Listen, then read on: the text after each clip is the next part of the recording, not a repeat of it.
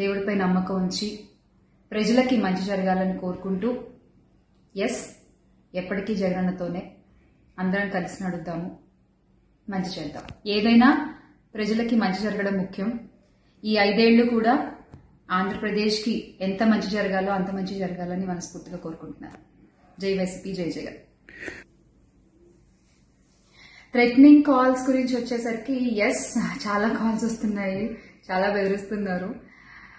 ఒక రకమైన భయంగానే ఉంది నాకు కూడా.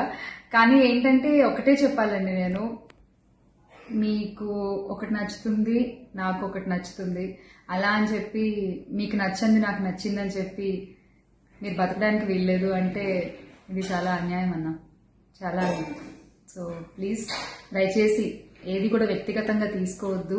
నేను వ్యక్తిగతంగా ఎవరిపైనా విమర్శలు చేయలేదు, చెయ్యను కూడా. ఎప్పటికీ నాకు చాలా గౌరవం ఎవరన్నా కూడా.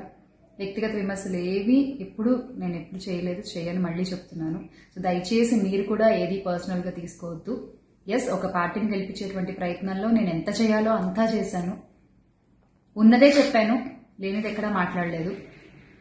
దయచేసి దాన్ని అర్థం చేసుకుంటారని కోరుకుంటున్నాను.